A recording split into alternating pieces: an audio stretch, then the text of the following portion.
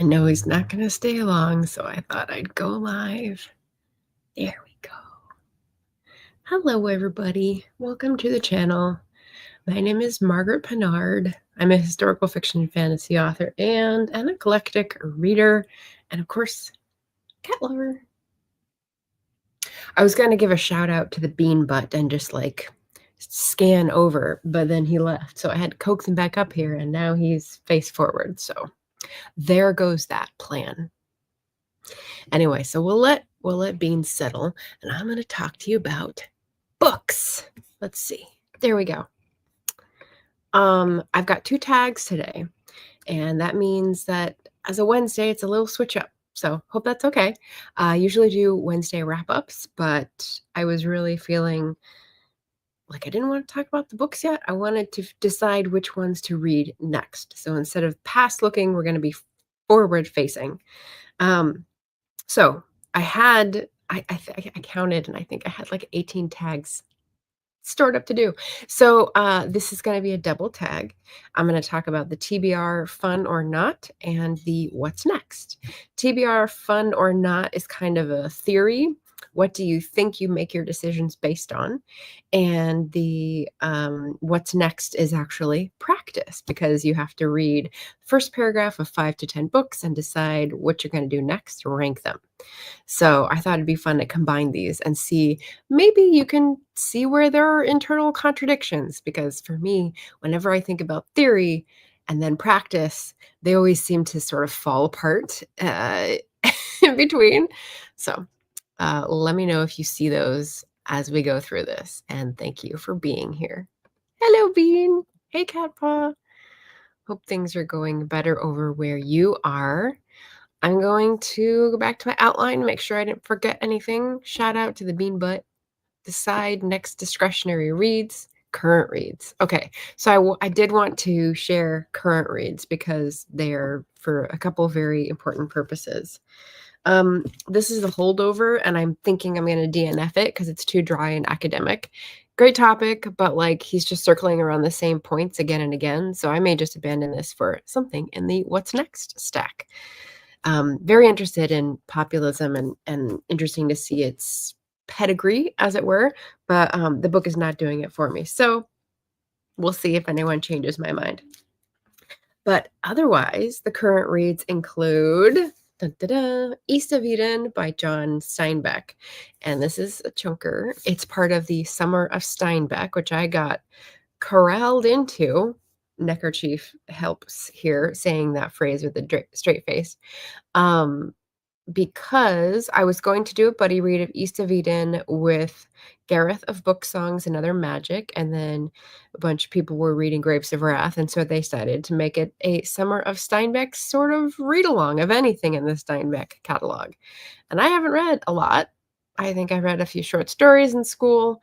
I definitely saw The Grapes of Wrath as a play and had a huge impression made, but I don't think I've read any of his longer works. So I'm on chapter 3 on day 2 of July, and it's really beautiful. It's really, I don't know if I can call it sardonic yet. I'm trying to get a hold on his tone. So hopefully the Voxer chat will help me sort of waffle between what they think and what I think and come to a decision. But very cool that I'm entering in on that for the July read along.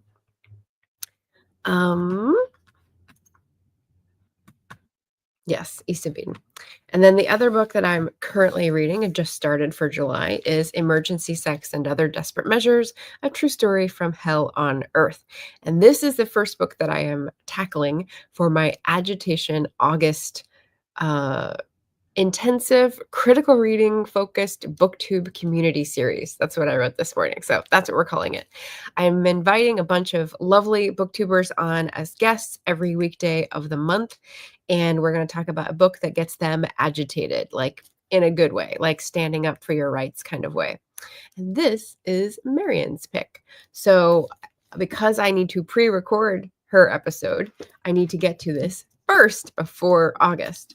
And I just started it, and it's a bunch of different POVs of real people, like their journals, in 1990 to 91 in different areas of the world, different stages of their careers. But aid workers, I think. They're eventually going to meet up and become friends. So shout out, rest in peace to everyone connected with the Agency for International Development here in the US, because apparently, as of yesterday, it is no more.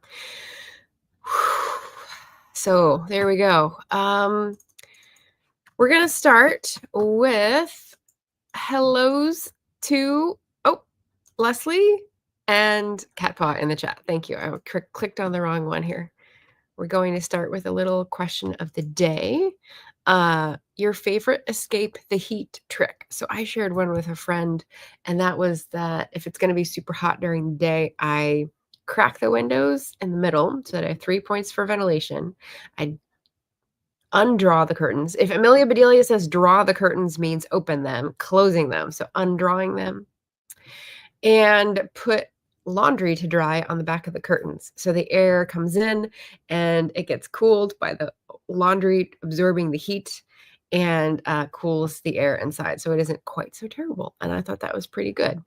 Helps that you don't have a working dryer and save up your laundry for those hot days. And do it in the morning after quiet hours are over, but before like the electricity usage would impact the grid. So that is my like layered, thought out, pretty cool trick. Let me know if you have an escape the heat trick as well.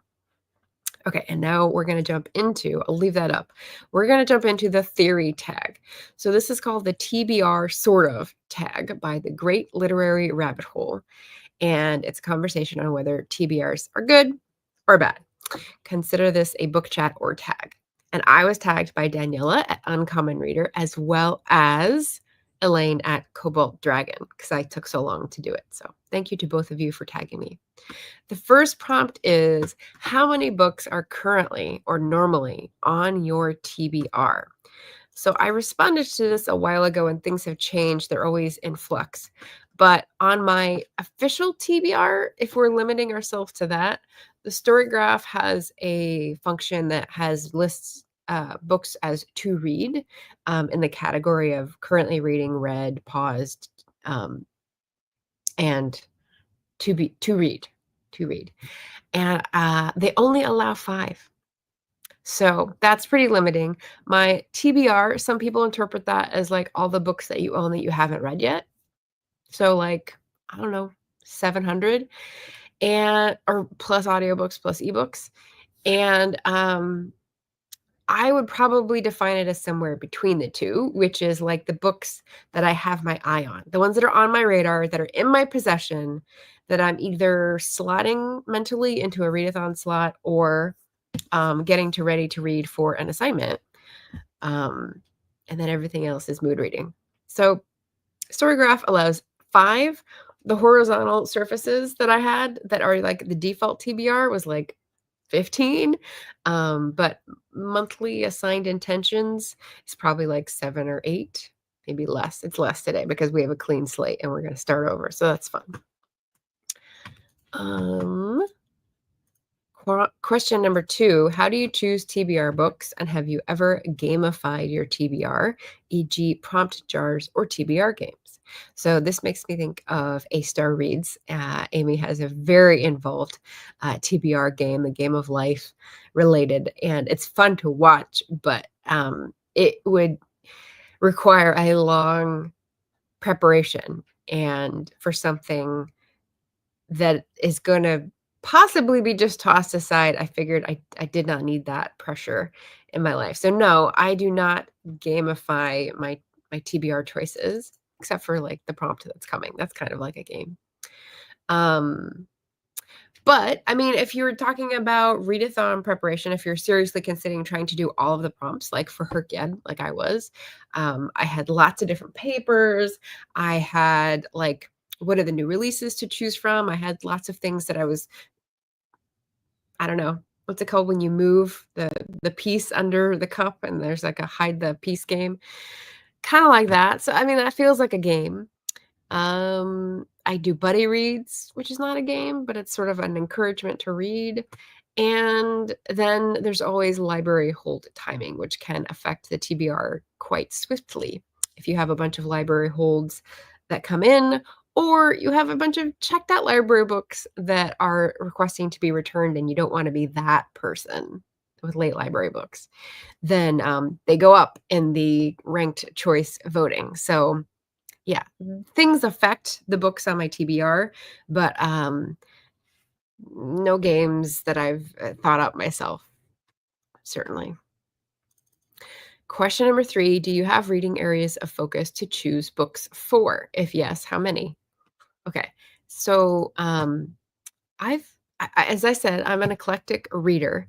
So I've got several different tracks, I guess you might call them. And I think that's what this question is getting at, areas of focus.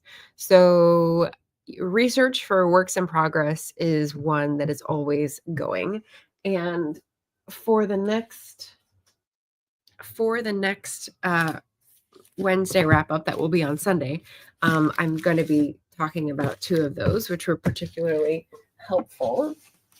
So there's that track. Then there's politics and history, like this book that I'm trying out but not really gelling with. And you will see several of the nonfiction books on the What's Next tag are politics and history. They can be pretty heavy though. Then there's the comfort reads, which can be old school or new releases. There's mystery, which I love to read, and romance, which I love to read. That's more often backlist. Science fiction and fantasy, I would say probably more fantasy.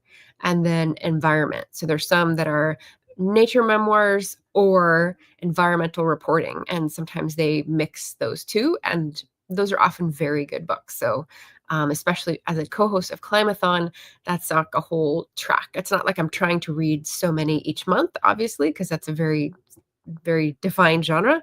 But I do learn a lot from them and they do give me hope. So they're always in the mix. And I probably read one every 2 months or so. Question number 4. Does a TBR help you focus? No, nothing helps me focus. That's outside of me.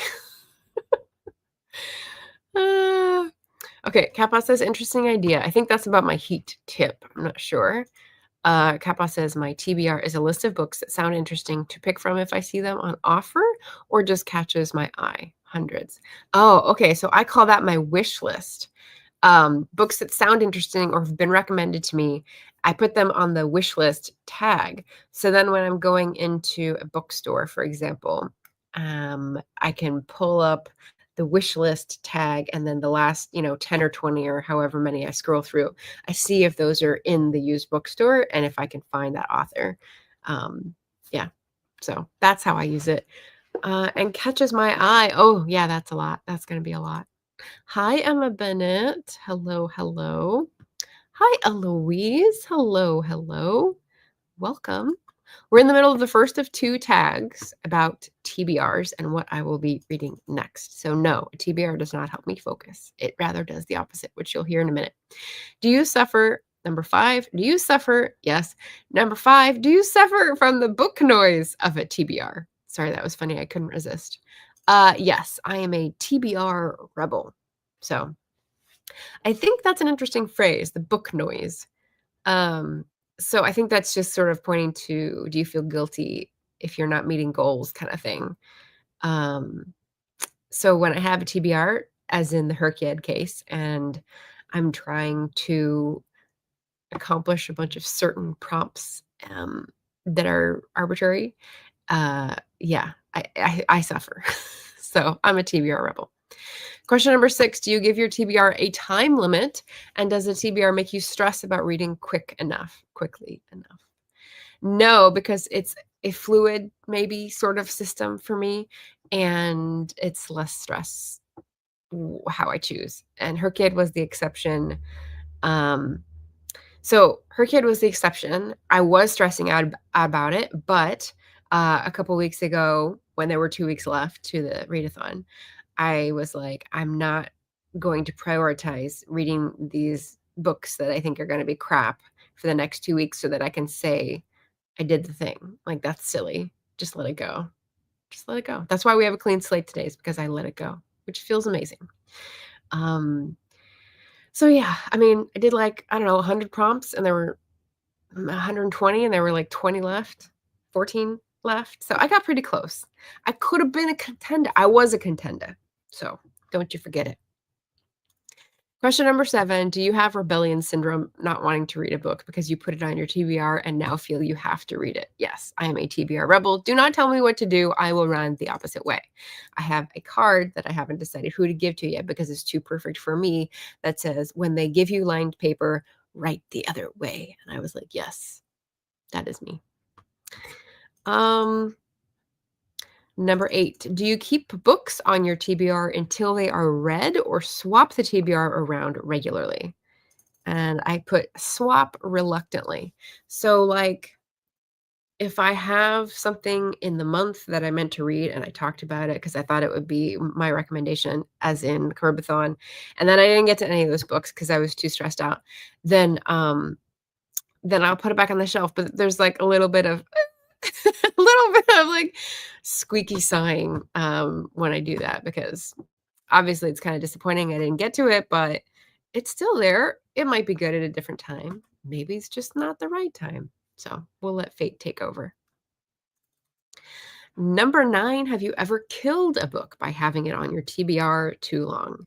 Yes, even on my shelf. So with the TBR thinking like it's intended to read in that month, the way that I kill a book is not if it's not read in the TBR time, but if it's not read for like a long time, like years. If it sits on the shelf and every time I look at it or open it, I'm kind of like, maybe. And then I finally look and go, it's not going to happen. I just finally admit it and let it go. And I wouldn't call it killing a book, but I do eventually sell those back and get credit at the used bookstore. So circle of life, right? Circle of life. We have a Jim's reading, books, reading, and stuff in the house. And we have a Jocelyn in the house. Hello, hello. Jocelyn says, nothing wrong with prioritizing. Better to prioritize than to DNF them. Yeah, we're doing both here. We're doing both. It's better to prioritize and make a good TBR than to DNF a book. Yeah, well, we're DNFing a book too, so yes, that is the theme this week and last week. It's singing Elsa's song, for sure, for sure. And hopefully singing Elsa's song would also perhaps be an escape the heat trick because you think you're in Frozen. So how could you possibly be melting, right? The PDA in me appreciates the card. Persistent drive for autonomy rather than pathological demand of Interesting. Okay, I like that. That's funny. Thank you, Cat Paw. Yeah, that's a good card. All right, almost finished with this first tag. Do you have a tick list for your TBR to tick off books as you read them? So, I mean, I sort of do because in every planner now for the past 5 years or so, I have a thing at the end of the month that is books read in that month. And so I will put either what's come from the month before or new books that are started. But it's not the TBR. It's only once I've started them, right? So it's not actually a TBR. It's a reporting back as we go through. So when I finish them is when I tick them off. And I don't really have a TBR that's written down anywhere. That is not my vibe. So Herkiad was the only one. Again, exception. I tried this scaleless mountain and it didn't happen. But usually no, it's just a suggestion in the readathon video. As I said, like for Curbathon, I'll usually do a recommended reads for a particular readathon, like ones that I've read and loved, recommend. And then I'll also do like, and I think I'm going to try this one and this one for this readathon. But Curbathon, I didn't get to them. So no ticking off for me. Question 11. What one change do you think would help your TBR be more fun? So I had a different answer for this when I was doing Herkiad. And I changed it to, oh, you know what would be fun is if I had a written TBR and I tore it up for a vlog. That'd be kind of fun. So that's in my mind now. And I am vlogging. So maybe certain people will see that in a vlog. We'll see. And final conclusion, number 12, are TBRs fun or not? And tag people. So for me, it is definitely not. I don't derive joy from making myself arbitrary goals that depend on the unknown. How will I feel? Will it be a good read? I'd rather stick to a theme and trace the biblioserendipity of it all. So Climathon is very broad. Other random discoveries when you mood read, since that's what reading is all about for me, not ticking off boxes. That's what I have to do for ordinary life, right? So like, why would you make your reading about that? And I've got tags on a banner. There we go. So these are channels that I'm subscribed to that I think would have fun with this tag. If you've already done it, I didn't actually individually check these. I don't think I've seen you guys do it. But Carrie at Bookish Adventures and Wellbeing, Book Reviews with Becky, and Read Becca. So hopefully this will prompt you to some fun reflections and smart ass answers. That's what I'm looking forward to. All right, so pause. I'm going to pause my banner here and see if anyone had answers. Devin is here. Hello. Hello. With the little Scottish voice and the face mask full of icing. Hello. I love it. I love it. Jim says Cryptonomicon is walking the tightrope. It has been on my TBR since March. Yeah, I guess to be read doesn't exclude current reads. That's a good point. If I don't make significant progress soon, it will become a DNF. I know, March, April, May, June. That's 4 months. I think you're still in like the 100 to 200 pages in. It's like 900. So that is pretty daunting.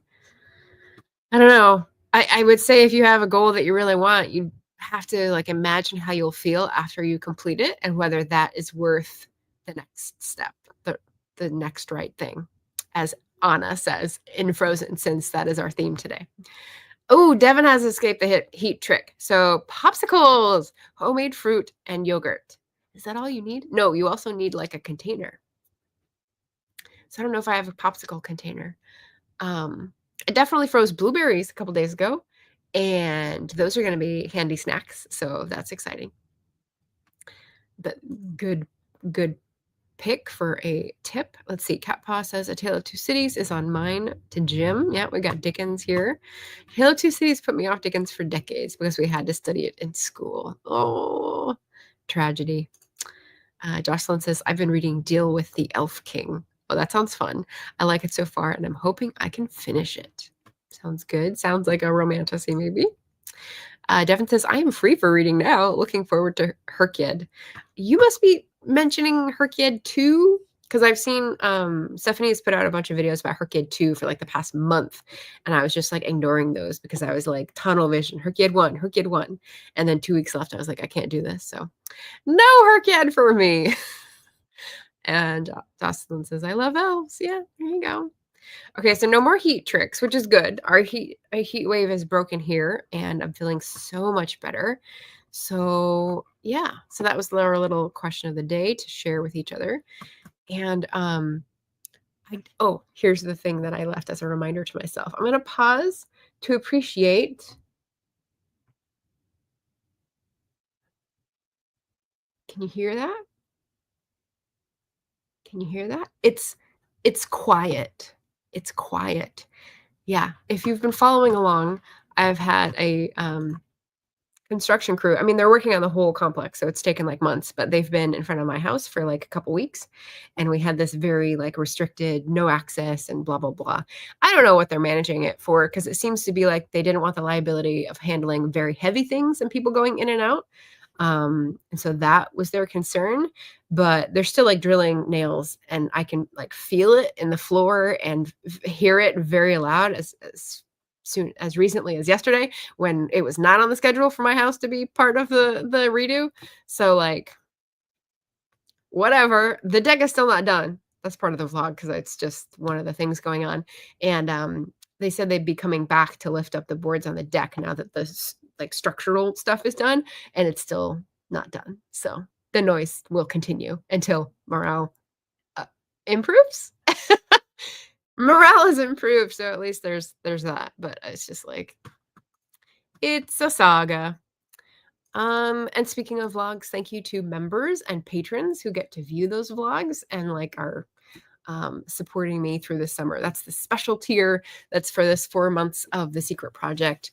And my first secret project vlog was not as bad as I thought it would be. So I'm pretty excited that I got it out. And, I think the next one will be like, I won't be as afraid of it. So that'll be more fun.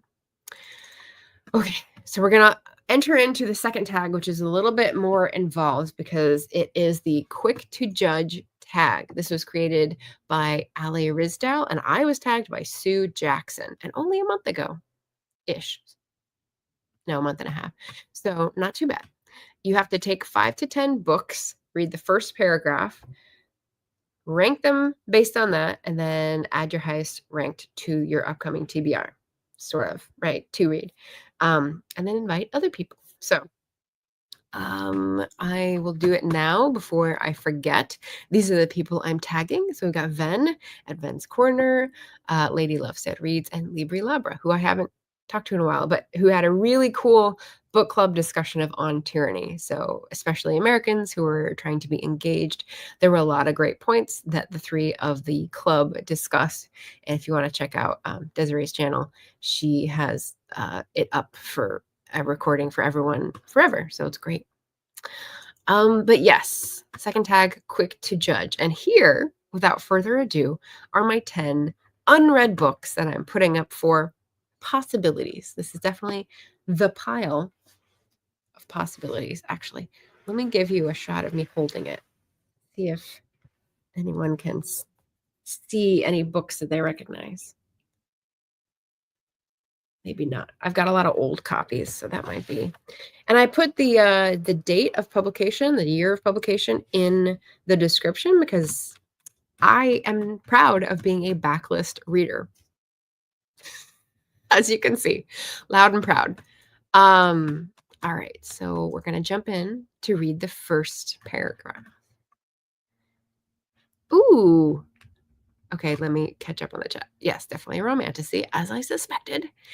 Devin says, I use a mold for the popsicles or ice cube trays.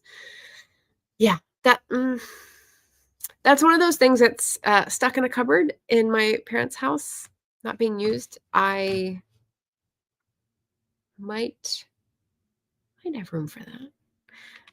We'll see. It's one of those things that's only like 3 weeks, 4 weeks maybe during the summer. It's getting worse and worse, so maybe I'll have to invest in that. Catpaw says, cooling drink, hint or pick or tip. There we go. Plain lassi. 1 part plain unsweetened yogurt, 4 cool water, ice, and mint leaves. Oh, okay. So lassi I usually think of as mango. So I guess, yeah, without the mango and you make it mint. I love it. Great tip. And yes, Herkyed. You're missing the C in there. Herkyed 2.0 because I didn't know about the first one. Oh, yeah. It's hard. It's very hard. I wish you luck. Vaya con Dios. And Jim says, I read the first paragraph of a few books and put Burning Bright on my TBR last month from the reading. It was good. Oh, good. Yeah, that's the one I just commented on your review on. Very cool. Tracy Chevalier. I need to read another of hers. It's been like a decade. Okay, ready? Book number 1. And I've got my ranked choice voting thing. I don't know how I'll do it, but we'll see. Maybe I'll do it like score out of 10.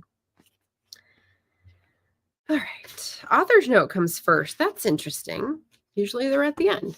So the first book is The Candid Life of Meena Dave, a novel by Namrata Patel.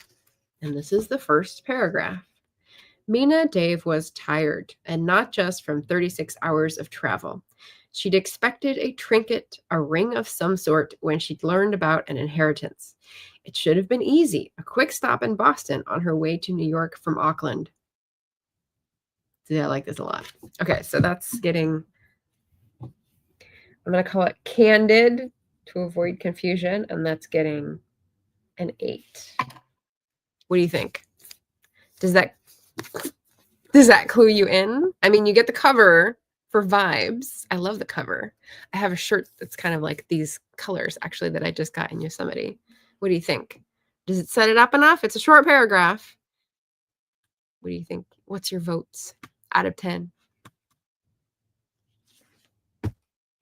That book is from, let's see. maybe 2022. So only a couple of years old. All right. I'll let you guys give me your impressions while I set up the next book. So I've read one of this series before, and this is the second volume that I found. It's a Vish Puri mystery. It's called The Case of the Deadly Butter Chicken by Tarquin Hall. Tarquin Hall, I think, is a Brit who is living in India with his family. So an emigrant's experience of a country's life can often be very incisive, but he's not a person of color himself. And I really enjoyed the last book. It was very mysterious, and there were a lot of cool things to learn about urban Indian culture. So that was cool. And I think I read the third in the series, and this is the second. So I'll be going backwards, but all right. You ready for The Case of the Deadly Butter Chicken? Stripped down to his undergarments and tweed sandown cap, Vish Puri stepped onto his wife's old set of bathroom weighing scales. He watched with apprehension as the needle jerked violently to the right and settled on 200 pounds. That's not giving a lot. I mean, I know the style because I've read in the series, but that's not giving a lot. So for the fiction pick, I'm going to give Butter 5 because I'm trying to stick to the paragraph. I like the violently. I like the jerked violently. But, you know, it's not as tempting as the first one, certainly. Jocelyn says the colors of the cover are very nice. You know, they kind of match. Blue and yellow with some red in that one. But, yeah, interesting. Okay, so that's 2. Number 3. So number 3 is a book I bought pretty recently, and that is also, the Butter Chicken is from what year? Just so I let you know as we go by. 2012. So that's like over a decade old. Okay. This next one is a new release. It's called The Sisterhood. It's from 2023. I mean, that's a new release in my mind because I just bought it maybe in the last 4 months ago. The Sisterhood, How a Network of Black Women Writers Changed American Culture by Courtney Thorson. And it just sounded really good when I picked it up in my local indie bookstore. So a rare new hardcover purchase, ladies and gentlemen. That is saying something. Oh no, introduction. Okay, do I read the first paragraph of the introduction? I guess so, because that's what comes first instead of chapter 1. That's not really fair. Oh, it's a long paragraph. Okay, well, I'll read it because it has a to-do list. Okay, this is kind of cool. Look at the picture in the opening pages of this book. It's like show and tell here. There's the picture in the opening pages. Smiling, happy Black woman. Verta May Grosvenor with her regal height on the far left. Alice Walker, her coat on and bag slung across her body as if she's ready to walk out the door. Toni Morrison, unimpeachably cool in her leather duster and gold jewelry. June Jordan, standing on the far right in a striped hippie dress and no coat. It's her apartment, so she's not dressed to head out into a cold February evening in New York. Nana Maynard, seated on the far left, the only other woman not in a coat. Perhaps she planned to hang around after the others left. Dead center, in a crouching trio, Tozaki Shange, Laurie Sharp, and Audrine Ballard, all smiling. Shange looking like she was caught in the middle of a laugh. Look at these women, squeezed together happily to fit into the picture, gathered around a framed photo of Bessie Smith, in a room with the high ceilings and architectural molding characteristic of pre-war apartments in the city. In warm light, but with shadows that show it is evening stretching into night. Every one of the women looks straight into the camera. And with that introduction, I'll show it again.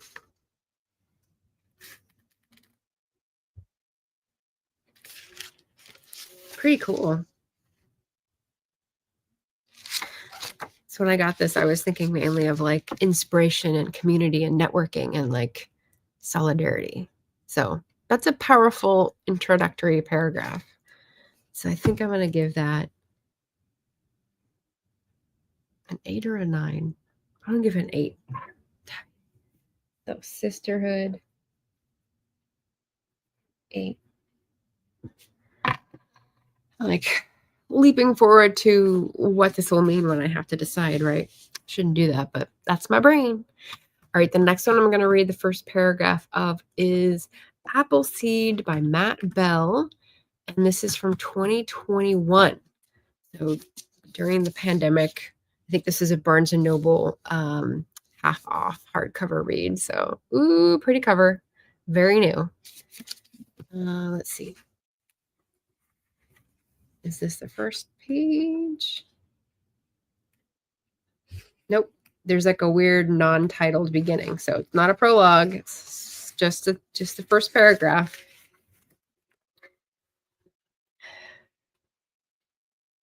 In the fawn's clawed and calloused hands, the pomace comes out rich and sweet, a treasure of crushed cores and waxy skins and pulped flesh, a dozen colors of apples distinct in the gap between the cider mill's grindstone and its wheel. He squeezes his fingers into the trough. If the wheel slips, he'll lose his hairy hand, and jerks free a handful of mash, dumping it onto a stretch of cheesecloth spread across the floor. He hops side to side, his hooves sliding on the slick boards, his claws' sharpness speeding the pomace's recovery from the circular groove. Occasionally, he lifts his horned head to nervously watch the millhouse door. If he strains, he can hear his half-brother's voice outside, still negotiating for seeds already freely given. Interesting. So mysterious, because there's some things that don't make sense. We're obviously in a fantasy world of fun, but we've got a mill house and like apples. So like partly this world. So I know what I know about the book beforehand and the author who I've talked to, but it's very stylized. It's very slowed down movement, which I'm not sure is appealing to me at the moment. So I'm going to give that a 5. This is not reflective of the worth of the book, right? It's just what I feel like reading next, and then I'll have to rank them later. So I think those are the 4 fiction. Now we have 6 nonfiction. So maybe when I rank them, I will be choosing one of each. We'll see. We'll see if there's any that comes out like in the front of the pack. Let's see. Oh, Devin says, by the by. Oh, BRB. My dog is barking at the rain. Okay. BRB must feed cats, they insist. Okay, well, do not anger the feline overlords. No. Appleseed cover is on point. Yeah, I don't know what they call it. Is it glazing when there's like part of the cover is plasticine-ish? Pretty cool. Very pretty.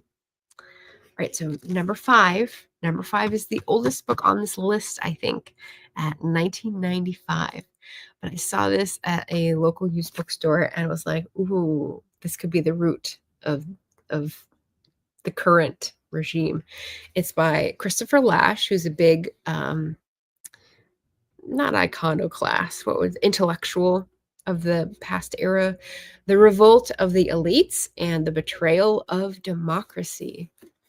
So let's see the first paragraph. Acknowledgements? No. Introduction. Also an introduction. Oh boy. This goes more than half a page. Okay, just half a page. Revolt of the Elites. The Democratic Malaise. Most of my recent work comes back in one way or another to the question of whether democracy has a future. I think a great many people are asking themselves the same question. Americans are much less sanguine about the future than they used to be, and with good reason. This is in 1995. The decline of manufacturing and the consequent loss of jobs, the shrinkage of the middle class, the growing numbers of the poor, the rising crime rate, The flourishing traffic in drugs, the decay of the cities, the bad news goes on and on. No one has a plausible solution to these intractable problems, and most of what passes for political discussion doesn't even address them. Fierce ideological battles are fought over peripheral issues. Elites who define the issues have lost touch with the people. See Chapter 2, The Revolt of the Elites. Interesting, because that's the title of the book. The unreal, artificial character of our politics reflects their insulation from the common life, together with a secret conviction that their real problems are insoluble. Ooh. Wow. Oh, see, they just had a mention of a George Bush moment, and that made me think of the how expensive can a banana be, Michael? $10 or whatever that quote is from Schitt's Creek, whatever that show is. Yeah, so this might actually be really interesting. Kind of like if you remember, I read a very long ago book, like a 1999 2000 book, Naomi Klein with Anya. And it was the same kind of thing. It was like some things were eerily the same and some things were totally changed and she hadn't seen them coming. So it could be really interesting to read something that is both tracking the early roots of our democratic malaise as well as like a milestone along the way to today from 30 years ago. 30 years ago. Interesting. Okay. Oh, that's good. I'm going to give it an 8. You see where this is going. Like, I can't decide yet. So, Revolt, 8. Oh my gosh. What? Devin, you read that in college. This? Christopher Lash? It was for sociology. Oh, that's so cool. That's really cool. Yeah, I like sociology books. And I haven't read him before, but I've heard good things. So what's your opinion? What do you remember? If you remember anything from one book in a sociology class in college. Okay, so we're at 1, 2, 3, 4, 5. I'm on number 6. This is Empire of Illusions, and this is from 2009. So 16 years ago. So like Obama era. It's by Chris Hedges, who I believe is a reporter. I just found out that he's married to Kate, somebody who's a Supreme Court clerk and does the podcast that I listen to about Supreme Court stuff with 3 ladies who are highly qualified. And she was taken to task for being married to this guy. And I was like, I didn't know that. And they did it like when she was appearing before Congress, and it was highly inappropriate. And that's how I found out. Anyway, so I thought that was interesting. Empire of Illusion, the end of literacy and the triumph of spectacle. So I got this knowing that I was interested in the end of literacy part, but I wasn't sure that triumph of spectacle was going to be enough of an argument. So I'm kind of like skeptical about this book, but got it anyway. So let's read the first. Yeah, 25 plus years ago. I think I thought it was okay. I hated my teacher. Might have to do a reread. Oh, really? Because you have so much free time now. Everything's opened up, right? Oh, man. Well, if you want to do a buddy read, I may get to this one because it sounded really good. But for Empire of Illusion, let's find the first paragraph. It looks like I have a bookmark. Maybe I started reading it and put it back. Oh, so there's like a quote that's a whole paragraph. Do I read that or the first text paragraph?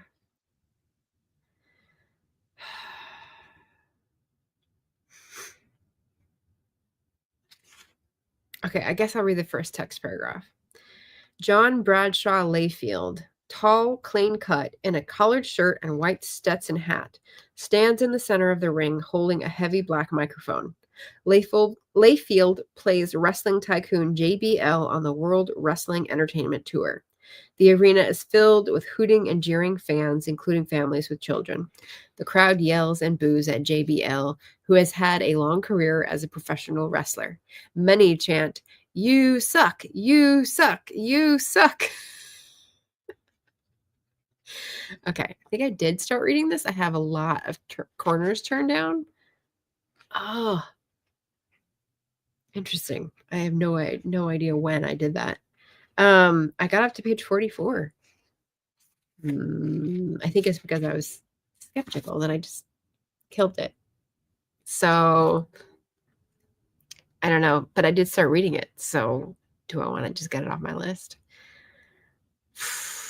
I'm going to give that a 5. They're all going to be like 8s or 5s, aren't they? So Empire is 5. All right. Okay. Yeah, buddy read sounds great to me. Oh, okay. So I have 1, 2, 3. So I'm working on 1 now, and then I have 2 books for September or later. So if you have a good time that you want to choose September, October, November, or December that works for you, let me know. And I'll put it right there in my buddy read category shelf. Yay, that would be fun. And you might have, like, if you still have your copy, I doubt you do. Maybe you can get it from the library. It's probably at the library. I was going to say you could see what you underlined, but probably not if it's a library book. All right. So the next book I'm going to read a paragraph of is pretty new. It's called Restoring the Kinship Worldview, and it's from 2022. So only a couple years, few. And this is a gift book. So Restoring the Kinship Worldview, Indigenous Voices Introduce 28 Precepts for Rebalancing Life on Planet Earth by Wahinkpe Topa, or 4 Arrows, and Darcia Narvaez, PhD. So a couple of authors. And let's see. Epigraph. Do I read the epigraph? It's before the table of contents. I think no. I think we read the first acknowledgments. Nope. Introduction. Okay. Introduction. Not the quote. We also got another quote for this. This book is about worldview and the consciousness it creates and reflects. It is a topic of utmost importance for the continuation of humanity. Worldview is a concept whose time has come, and its increasing appearance in the contemporary climate change and global sustainability debates can be understood as both response to and reflection of the challenges of our time and the solutions they demand. Everyone acts according to their worldview, an implicit set of assumptions that guide behavior. Okay, well, that's not faring well at all. See if the first chapter is any better, because that was very general and it's stuff that I already know and it's quoted without having a citation. So let's try the first chapter. Got a whole graphics and stuff. Recognition of spiritual energies in nature, from Morning Dove, Okanagan, and Sinixt, who lived from 1884 to 1936. Okay, so it's an older writing. Indians had a staunch belief that the Creator made the world according to a divine plan that gave power from the animal world to our ancestors and now to us. Children at the early age of 6 or 7 were continually sent out each night to hunt for a guardian spirit. Both boys and girls were obliged to undertake this search. As children grew older, they were sent a little farther away each night until they graduated from short to long distances, when the teacher or parents gave them something special to take along on these night journeys. The article might be a small piece of fur from the medicine bag of a shaman, or a bone from some animal. The hope was that the child would receive a vision of the animal spirit associated with the entrusted skin or bone.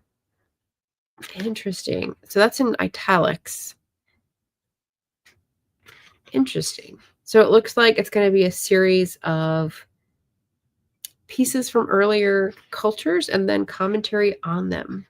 So this reminds me a lot of the Boudica books that I just read. That's cool.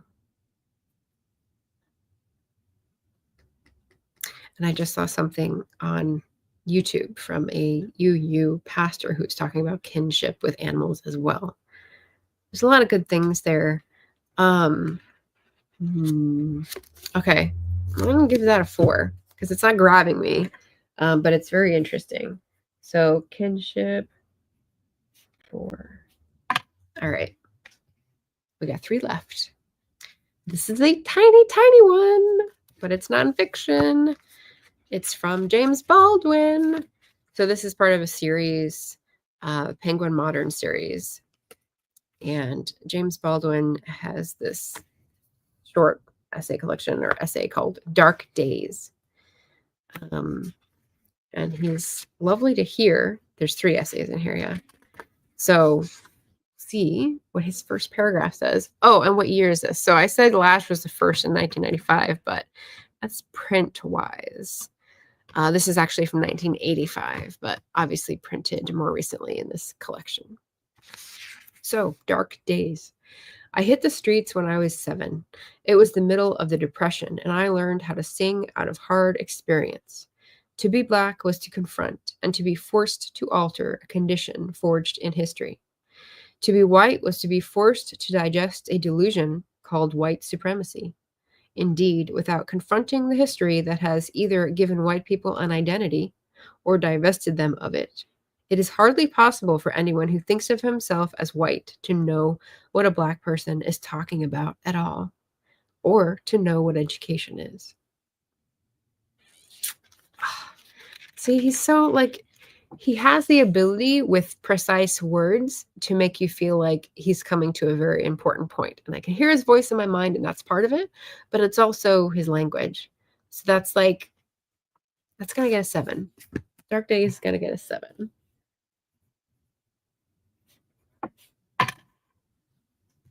Oh, I lied. I got another fiction. I got a fiction book number 5. And you know what's funny about this one is that my watch later list is a collection of videos that I hit watch later and save. And the ones that drift to the top that I keep pushing to the top, which means I don't watch them because the newer ones are at the bottom, are all ones that discuss books that I haven't read yet, but I want to go back to those discussions because they encouraged me to get that book. So this book is near the top, and I've had so long to read it and have not yet. So that might be weighing on me a little bit. Speaking of TBR theory, I don't know. Does anyone see the internal contradictions yet? We'll see. We'll see. Okay, so Devin's going to get back to me with a month in the last third of the year. So not quarter, it's a third because it's 4 months. And tell me when she wants to read Christopher Lash. That sounds exciting. Oh, she says, I gave that book to another person to use, sadly. Looking it up at the library right now. Sweet. Sweet. Okay, so this book that I have not read in years on Booktube is called The Street by Ann Petrie, and I definitely hadn't heard of it before being on Booktube, but thank you, Booktube, for expanding my horizons about classics that I was not exposed to. So The Street, again, earlier, is from 1946, so it almost would have been a March of the Moderns pick, but it misses it by 1 year. And what's fun is I have the receipt from the bookstore. 2021 is when I got this book, and I still haven't read it. So that's 4 years. All right. So 1946, The Street by Ann Petrie. There was a cold November wind blowing through 116th Street. It rattled the tops of garbage cans. Aside, Philly garbage situation. What the hell? What is going on? Anyway, it rattled the tops of garbage cans, sucked window shades out through the top of opened windows, and set them flapping back against the windows. And it drove most of the people off the street in the block between 7th and 8th Avenues, except for a few hurried pedestrians who bent double in an effort to offer the least possible exposed surface to its violent assault. Ooh. See, just like the butter chicken, the violent, for some reason in the first paragraph, that really grabs your attention. Interesting. Over 1 million copies sold. The Street is a block of dirty, rundown tenements in Harlem or any other American Negro ghetto where the rents are low. So again, this is an old copy, so they're using outdated language. It was printed in 1964, so the era of civil rights. I think it'd be really interesting, and the writing sounds really good. I'm not sure if it's what I'm in the mood for, so I'll give it a 7. I'll give that one a 7. Street. Last one. It's another nonfiction. Yeah, Jim has heard of the street. It's very, um, like, critically acclaimed, I would say, in terms of, like, a Black 20th century classic, and yeah, but when I was trying to find stuff that wasn't all, like, Ralph Ellison, which I didn't really enjoy Invisible Man, that was one of the ones where I was like, "Ooh, this would be really good."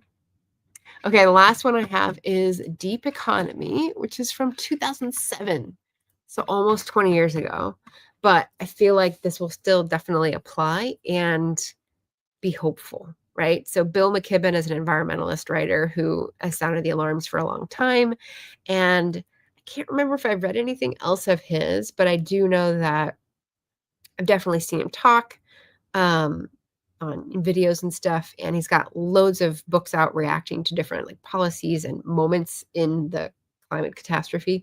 So from 20 years ago, I don't know how relevant it will be, if it will be like Naomi Klein. So let's see. The Wealth of Communities and the Durable Future.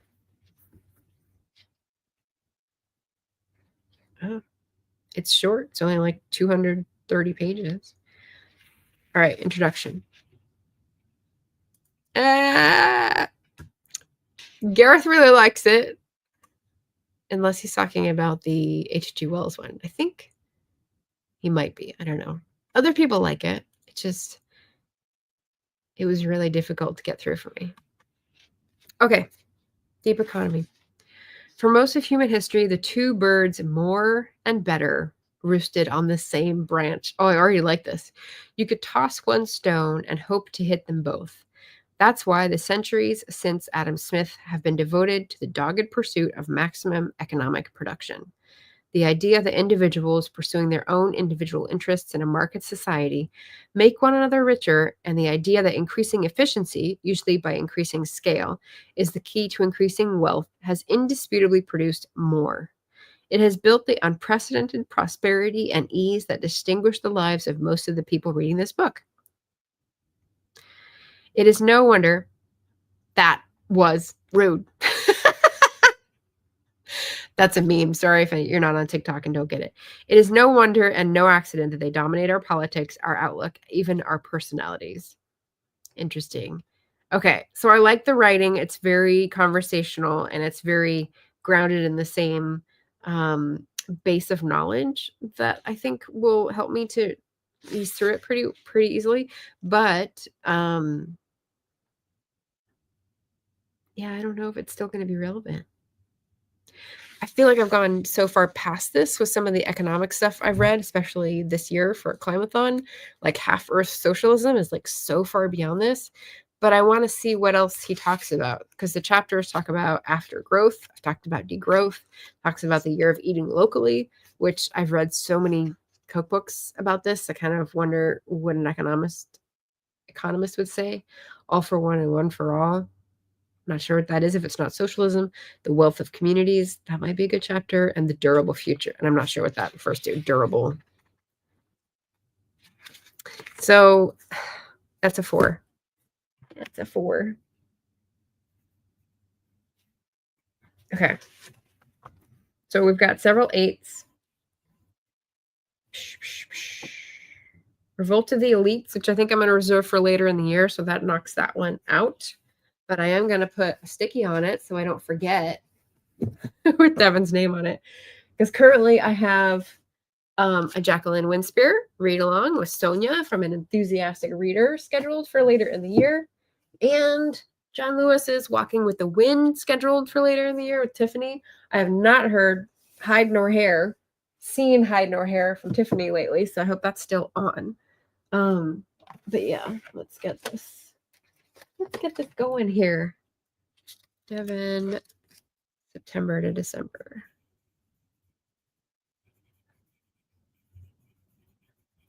Check in. So this is going to help me hunt you down if we forget.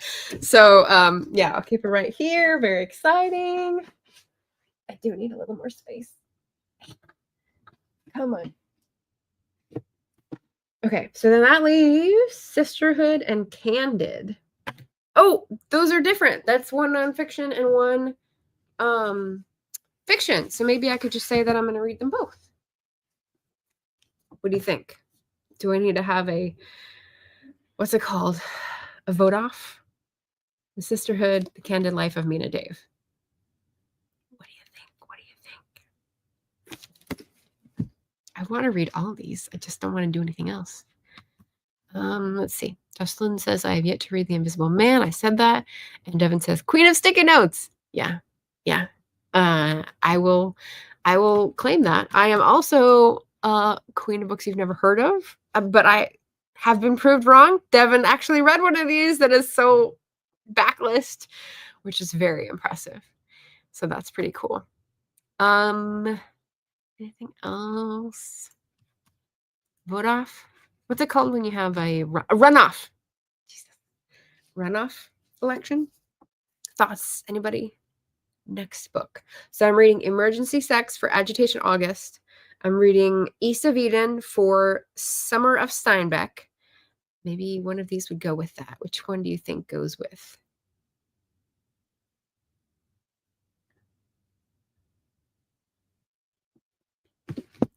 I think I'm going to put them both on my TBR, if you will, but I'm going to start with this one because I think it complements the other two, which are sort of bigger and heavier. But I'm very excited.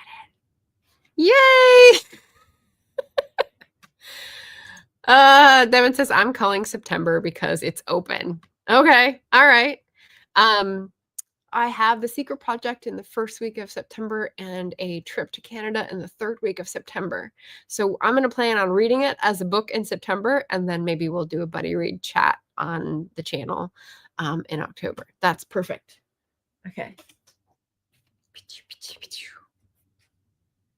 September. All right. I'm coming for you. Awesome. That's exciting. All right, so Jocelyn's thinking. Jim says East of Eden is my favorite Steinbeck. Interesting.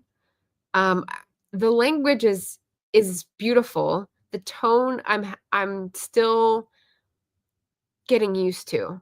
I can't decide what it means.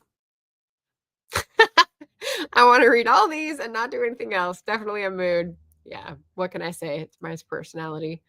Perfect. Yay. Okay, cool. All right. Well, that is our two tags. We've got a winner and we've got a runner up, which is very exciting. So I have to put these back now on the shelf. And that's my July TBR sorted. So there we go. Final things for this is asking if there's any announcements. So the next thing's coming up for people. I have first Friday, so it's going to be July 4th, but that's the first Friday in July. And I will be doing my regular productivity stream, 10 to 12 Pacific time. So if you have that time, like it's a holiday or you're not doing things for your family, feel free to drop on by and get a little work session done. We usually have about 3 sessions, and I typically feel better after I finish. So hopefully that energy communicates itself to others. And yeah, then Sunday I'll do the wrap up of the books, including the Boudica series, which is very exciting. Oh man, so good. So anyone else have announcements for videos coming up or fun things that are going on Booktube? Yay to the book with the beautiful blue-green cover. Is this what you're talking about? I think this is pretty blue. Oh, are you talking about Appleseed? That was blue and green. Tomorrow is Franz Kafka's birthday. Interesting. I think I had a bet. I don't know if it was with Gareth or someone else about Steinbeck versus Orwell. So reading Steinbeck, I'll be able to better judge whether or not I like one or the other better, which is exciting. But yeah, so hopefully I will see you guys on Friday. Hopefully I will see the people I've tagged in these book tags do the either try a title or theory of TBRs. And you can tag me so that I can go watch your video. So that's us for today. And just want to say thank you all for watching, either live or on the replay. Share if you're able. and diversify that reading list. Get eclectic. It's the cool thing. It's the cool thing to do. She says with her squeaky voice. Yeah. All right. Time to hydrate. Take care of yourselves, everyone. Choose carefully, choose judiciously, and happy reading. Jocelyn says no announcements. No, the Mina Davis book. Okay. Yeah. It's like blue and gold. I really like the color scheme there. Devin says, I'll be sharing my Kickstarter read soon. All of the books I got from Kickstarts. Ooh, fun. Very fun. Jocelyn says, I like the blue and gold. Yeah, me too. All right, everyone. Thank you so much. And I will talk to you again soon. Ciao.